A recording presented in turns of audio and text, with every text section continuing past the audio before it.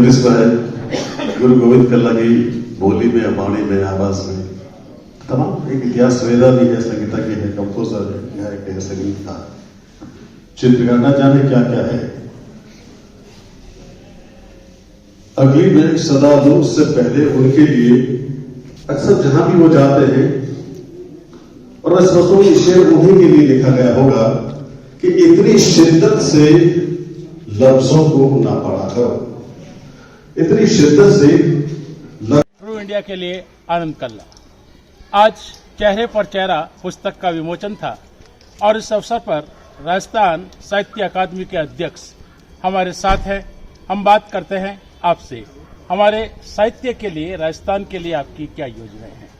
राजस्थान साहित्य अकादमी बनी ही राजस्थान के साहित्य को केंद्रित करके। ये अभी हमने इसी 28 फरवरी को 65वां स्थापना दिवस, यानी 64 साल की अकादमी हुई है और 65वां स्थापना दिन, 65वां जन्मदिन हमने मनाया है। तो आप कल्पना कर सकते हैं कि इस 64 साल के इतिहास में राजस्थान के साहित्य के संवर्धन और संरक्षण के लिए राजस्थान साहित्य अकादमी ने कितना कुछ किया। राजस्थान साहित्य अकादमी का एक स्वायत्तशासी संस्थान के रूप में पंजीयन है और राजस्थान सरकार के द्वारा वित्त पोषित संस्थान है। राजस्थान के साहित्यकारों को प्रोत्साहन सम्मान देने के साथ साथ में साहित्यिक संवर्धन के लिए ये संस्था प्रतिबद्ध है। साथ ही साथ राजस्थान में साहित्यिक वातावरण के निर्माण के लिए भी ये संस्था। ये अकादमी नाटकों के विकास के लिए भी खास तौर से प्रयास कर रही है, जिसमें क्या प्रयास किए जा रहे हैं? आपको शायद ध्यान में नहीं होगा कि राजस्थान में नाटकों पे काम करने के लिए राजस्थान संगीत नाटक अकादमी अलग से, शायद आपके अभी जो कार्यक्रम हुआ उस कार्यक्रम में नाटक साहित्य पे नहीं हुआ, उससे आपने यह सवाल उठाया है।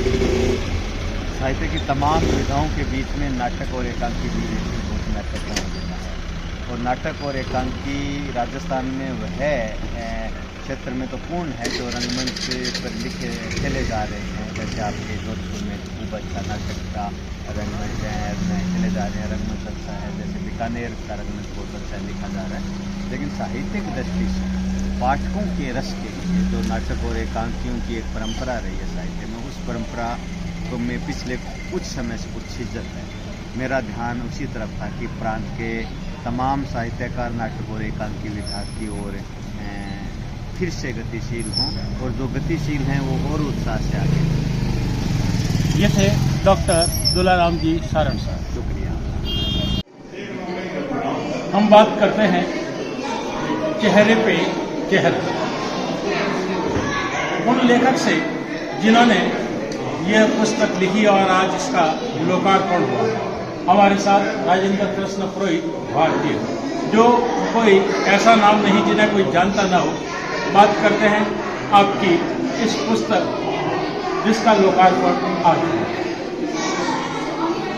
आप खास बात ये करना चाहेंगे जी कि इस पुस्तक में आपने जिस विषय को लिया है वो खास विषय क्या रहा? इसमें मैंने हास्य के साथ व्यंग्य का मिश्रण करते हुए समाज में जो दिन ब दिन हम देखते हैं कि किस तरह का वातावरण व्याप्त हो रहा है, उठा आक्रोश जो होता है, उन सारी बातों को आमतौर पर सीधे कहा जाता तो उनका उतना प्रभाव नहीं होता। मैंने उन चीज़ों को उभारने का प्रयास किया है। मेरा प्रयास रहा है कि वो चीज़ें इस सरल ढंग से आए, जैसा कि आचार्य महावीर प्रसाद जी ने कहा था कि साहित्य समाज का दर्पण है, वो सार्थक हो और हर व्यक्ति को लगे कि ये हमारे समाज में हमारे ही आसपास की कहीं ना कहीं की बात है, और इससे कुछ इस पर कुछ उसकी प्रतिक्रिया होनी चाहिए, और उन्होंने कुछ जो है उसका आक्रोश दूसरे लोगों में भी पैदा हो कि इन बुराइयों को क्यों नहीं हटाया और क्यों नहीं इसको सुधार किया।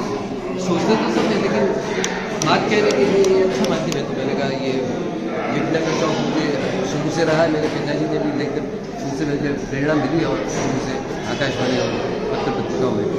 इसमें कितनी संख्या में आपने लिख ली? मैंने कुल 28 रचना इसमें शामिल की है और विभिन्न तरह की अलग अलग विचारों को, यानी कि उसको बहुरंगी बनाने का प्रयास किया, जिसमें नौकरी के जो आज के हालात हैं उनको, और कुछ अलग तरह की जो चेहरे पे चेहरा जो शीर्षक की जो है रचना, उसमें मैंने राजनीति के हिसाब से और समाज की दूसरी बुराइयों को इस ढंग से उभारने का प्रयास किया कि लगे कि हाँ ये बात अगर होनी चाहिए तो क्यों नहीं हो रही है। उनके मन के उद्वेलन को उभारने का मैंने पूरा प्रयास किया। और दूसरी जो है जैसे पत्नी पर हास्य और बनता है, हास्य ज़्यादा बनता है, उस पर कुछ रचना है जिसमें हास्य ज़्यादा है, कुछ देखने ज़्यादा है।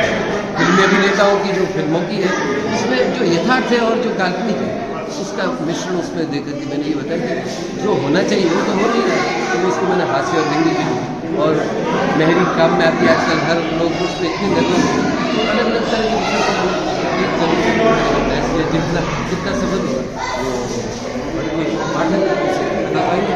मैं उम्मीद करता हूँ मैं चेहरे पर चेहरा के अलावा जी आप सब लिखा है समझ नहीं होगा, आपको दूसरे नंबर पर अगर कोई नाम रखना होता तो कौन सा रखता? तो मैं ये रखता कि चेहरे का या तो ये रखता चेहरे का नकाब जो इसका दूसरा ही उसके भावार्थ को जो इंगित करता है, इस तरह का मैं कोई लेना चाहता। मैंने कुछ काफ़ी दिनों तक सोचा तो वो जो रचना आखिर में दी मेरी अंतिम और उसमें मैंने देखा कि इसके ऊपर तो ज़्यादा जो मैंने अंतर्राष्ट्रीय साहित्य चिंता निजाम साहब से उसका अंत किया है और वही उस रचना का शीर्षक बना और अगर दूसरा भी होता तो ये जो नकली तो है बनावटी तो इस कृत्रिमता को मैंने इसको उद्धरणता बहुत बहुत धन्यवाद साहब का कि चेहरे पर चेहरा कोई एक चेहरा नहीं, हर व्यक्ति हर समय जैसा रूप देखता है, जैसा रंग देखता है, जैसा माहौल देखता है, अपने चेहरे को उसी तरीके से कर लेता है और यही भाव इनके हर लेख में देखने को मिलेगा। हम कामना करते हैं कि चेहरे पर चेहरा बिल्कुल आप तक आए और आप अपने चेहरे को बिल्कुल वैसे ही रखें जिस तरीके का आपका वास्तविक चेहरा है।